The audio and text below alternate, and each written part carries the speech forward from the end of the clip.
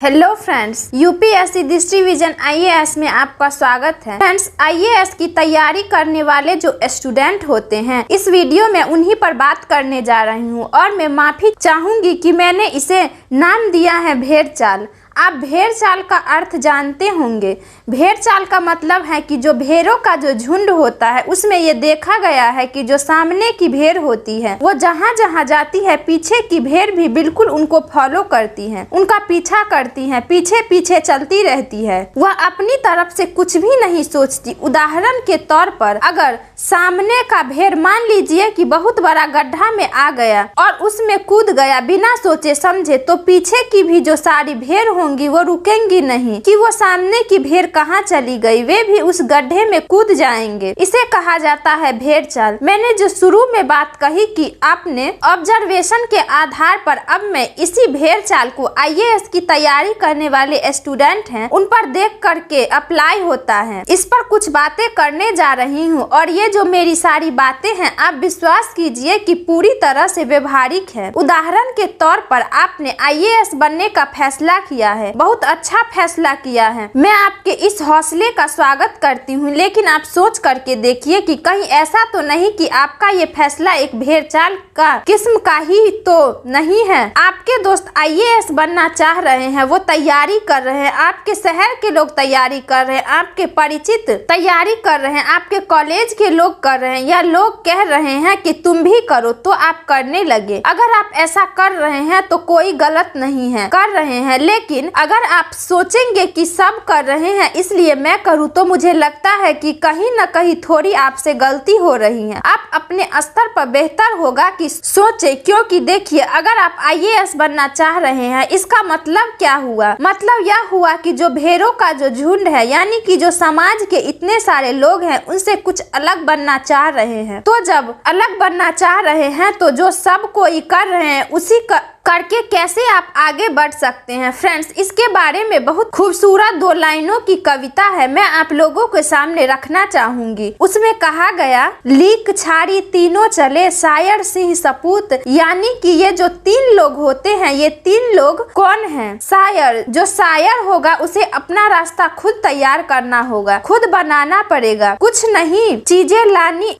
चीजें लानी पड़ेंगी। सिंह यानी कि शेर। शेर बने बनाए रास्ते पर नहीं चलता, वो अपना रास्ता बनाता है। और अगर मान लीजिए कि किसी के रास्ते पर चल भी रहा है तो वहाँ भी अपना कुछ न कुछ नया बना लेगा। और सपूत यानी कि जो बहुत ही योग्य पुत्र होते हैं, लोग कहते हैं जो, तो चलिए आप आईएएस बनने जा रहे हैं तो आप ये मान के चलिए कि आप अपने माता पिता के एक योग्य पुत्र तो हैं। और आईएएस अगर नौकरी की दृष्टि से देखे तो वो एक शेर है। तो आपको अपने दिमाग में ये बात रखनी चाहिए कि मैं भेड़ से हटकर शेर बनना चाह रहा हूँ, तो मुझे इसके लिए अपने रास्ते अपने बनाने होंगे। और देखिए, वैसे भी प्रकृति के बारे में कहा जाता है कि वो कभी भी डुप्लीकेट काम नहीं करती है। जैसे मान लीजिए कि किसी ने टॉप किया है आईएएस में, आप अपना इंटरव्यू सुनते हैं और इंटरव्यू में वो अपना टिप्स देते हैं, राइट। मैंने ये किताबें पढ़ी हैं, ये अखबार पढ़ता था, मैं इतने घंटे पढ़ता था, मैं इस कोचिंग इंस्टीट्यूट में गया हूँ। ये उसका अपना तरीका है। मुझे नहीं मालूम कि उसने और किसके बारे में पढ़ा था और उसमें से क्या क्या बातें ली, लेकिन उन्होंने अपना रास्ता बनाया, उन्होंने बातें सुनी, सुनने के बाद उसका जायजा लिया या उसकी जांच पड़ताल की, ये देखा कि इसमें से कौन कौन सी बातें मुझे सूट करती हैं या मेरे लिए जरूरी है। ऐसा नहीं है कि उन्होंने जो कुछ कह दिया उसे ज्यों का त्यों अपना लिया, ऐसा बिल्कुल भी उन्होंने नहीं किया। क्योंकि देखिए, आप बिल्कुल वही नहीं हैं जिन्हें आप सुन रहे हैं कि उन्हें क्या क्या किया, उन्होंने क्या क्या किया। आप उनसे बिल्कुल अलग है। आपके घर के पारिवारिक पृष्ठभूमि अलग है, आपकी एजुकेशन बैकग्राउंड अलग है, यहाँ तक कि क्षमताएं सबकी अलग अलग है। उदाहरण के तौर पर स्टूडेंट पूछते हैं कि उन्हें कौन कौन सा सब्जेक्ट और कौन कौन सी किताबें पढ़े, या हम एनसीईआरटी 6 से 12 तक की पढ़ जाएं, ज्योग्राफी के बारे में क्या करें, हिस्ट्री की ओल्ड एनसीईआरटी किताबें पढ़े या न्यू एनसीईआरटी किताबें पढ़े। सोच करके देखिए कि लेवल तो आपको ही मालूम है। अपने जैसे मान लीजिए कि आप अपने ग्रेजुएशन में पॉलिटिकल साइंस लिया हुआ था, तो ये सारी बातें आप समझेंगे। तो फ्रेंड्स, आप इसके लिए करेंगे क्या? अगर आपको कोचिंग के बारे में डिसीजन लेना है तो प्लीज थोड़ा वक्त लगाइए, 3, 4, 5 अच्छी कोचिंग की लिस्ट बना लीजिए अगर आप जरूरत महसूस करते हैं तो। और अगर इसके बाद वहां जाइए, कोचिंग इंस्टीट्यूट के बारे में पता लगाइए, वहां ऑलरेडी स्टूडेंट पढ़ रहे होते हैं, उनसे मिलिए, पूछिए कि ये कैसी है, किस तरह की पढ़ाई कराई जाती है, क्या आप इससे संतुष्ट हैं। 4, 5, 8, 10 दिन लगाइए, क्योंकि देखिए अगर आप उस कोचिंग में एडमिशन ले लेंगे, 1.5 साल लगाने वाले हैं और ये 1.5 साल जो आप लगाएंगे आपकी जिंदगी की निर्धारण करने वाले हैं। यहाँ मैं एक बात और बताना चाहूंगी, अब तो आप उस एज में एंटर कर गए हैं कि ढेर सारी ऑनलाइन क्लासेज हो रही हैं और इम्पोर्टेंट बात यह है कि उन ऑनलाइन क्लासेज में डेमो लेक्चर अवेलेबल है। देखिए 2 ऑफलाइन क्लासेज है, उनमें से तो शायद आपको लेक्चर सुनने को ही मिलेंगे। समय लगाइए और फिर अलग लेक्चर सुनिए और देखिए कि इसमें से कौन सा लेक्चर मुझे सूट करता है और फिर आप डिसाइड कीजिए कि नहीं, मुझे इस तरीके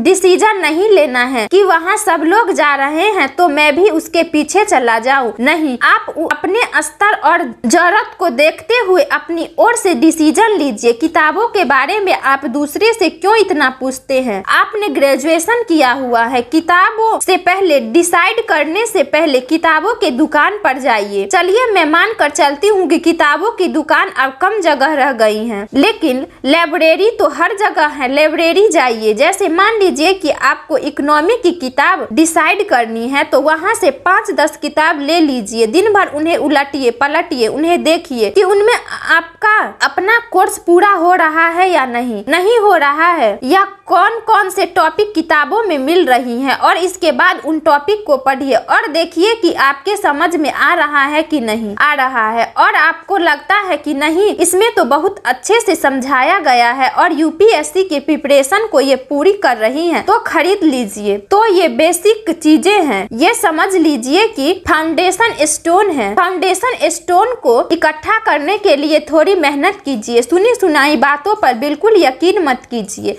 बातें सुनिए। मैं ये नहीं कह रही कि बातें सुनना बंद कर दीजिए, बातें सुनिए, वहाँ से इनपुट की तरह चीजों को लीजिए, इसके बाद अपने लिए डिसाइड कीजिए कि कौन सी चीज आपके लिए ज्यादा उपयोगी है। फ्रेंड्स, यहाँ मैं आप लोगों को भेड़चाल का बहुत इंटरेस्टिंग बातें बताना चाहूंगा जो बिल्कुल सही है। इंटरव्यू में जो मेंबर बैठते हैं वो बहुत ही रोचक बातें करते हैं कि अब प्रतिनिधि जो आते हैं, हम लोग सीधा ये नहीं पूछते कि तुम कौन सा अखबार पढ़ते हो, हम उनसे हल्के से मुस्कुराहट के साथ पूछते हैं कि तुम तो हिंदू पढ़ते होंगे। इसका मतलब क्या हुआ? इसका अर्थ ये हुआ कि हिंदू अखबार पढ़ना एक प्रकार की भेड़चाल बन चुकी है। इसको देखिए, जिसको देखिए वही हिंदू पढ़ने के पीछे पड़ा हुआ है। अब आप बताइए, सोच करके देखिए कि अखबार पढ़ रहे हैं, 3-4 घंटे लगा रहा है, समझ में भी आ नहीं रहा है बात, लेकिन पढ़ रहे हैं। फ्रेंड्स, यही है भेड़चाल। आप देखिए कि आपके लिए किस तरह के अखबार जरूरी है। एक ऐसा अखबार जो नेशनल लेवल पेपर हो लेकिन पढ़ने के बाद आपके समझ में आए, और इम्पोर्टेंट अखबार से भी ज्यादा यह बात है कि आप उसे पढ़ने में किस तरीके से हैं, एनालिटिकल तरीके से पढ़िए, समझ करके पढ़िए। पढ़ने के बाद उस पर कुछ देर विचार कीजिए, उसके इम्पोर्टेंट पॉइंट नोट कर लीजिए, बस बात बन जाएगी। लेकिन नहीं, भेड़चाल कहती है कि हिंदू पढ़ो तो हिंदू पढ़ रहे हैं। नोट्स के बारे में आप देखिए, जिसके नाम के नोट्स बिकने लगे हैं तो बिकते चले जा रहे हैं। कभी ये सोचते हैं कि नहीं, सोचते ही नहीं कि नोट्स का मतलब क्या होता है। इसके नोट्स आप पढ़ रहे हैं, जिसके नोट्स आप पढ़ रहे हैं वो कभी टॉपर रहा है, उसने अपने नोट्स खुद बनाए होंगे। उसने तो ये नहीं कहा कि मैंने और किसी के नोट्स पढ़े तब मैं टॉप आया हूँ। ऐसा खुद विचार करके देखिए तो उसके नोट्स पढ़ रहे हैं। ऐसा खुद विचार करके देखिए तो उसके नोट्स पढ़ रहे हैं। और ऐसे लोगों की संख्या कम नहीं है कि हमारे पास टाइम नहीं है, बहुत से स्टूडेंट हैं। इसका मतलब ये है कि आप जो भी दूसरा का काम कर रहे हैं वो बहुत इंपॉर्टेंट काम कर रहे हैं, तो आप क्यों इसमें आना चाहते हैं? लेकिन नहीं, दूसरे लोग भी तैयारी कर रहे हैं तो हमारे पास समय हो या ना हो हम भी तैयारी करेंगे। आप ये समझ लीजिए कि समय का रोना रोना IAS तैयारी करने वालों का फैशन सा बन गया है। आप इसे इस तरीके से मत लीजिए। इसकी तैयारी के लिए आपको वक्त देना पड़ेगा, वो तो जरूरी है, लेकिन समय नहीं देंगे तो आप कुछ भी नहीं कर सकेंगे। तो फ्रेंड्स, कुछ ऐसी कहावतें प्रचलित हो जाती हैं, कुछ ऐसी धारणाएं बन जाती हैं। कोचिंग के लिए नोट्स को ले लीजिए, नोट्स को ले लीजिए, किताबों को ले लीजिए, टाइम को ले लीजिए, ढेर सारी बातें मैंने बताई। इन सब में मुझे एक विचित्र किस्म की भेड़चाल दिखाई देती है। फ्रेंड्स, मेरा यह उद्देश्य बहुत छोटा सा है, लेकिन आपके लिए यह बहुत बड़ा काम करेगा,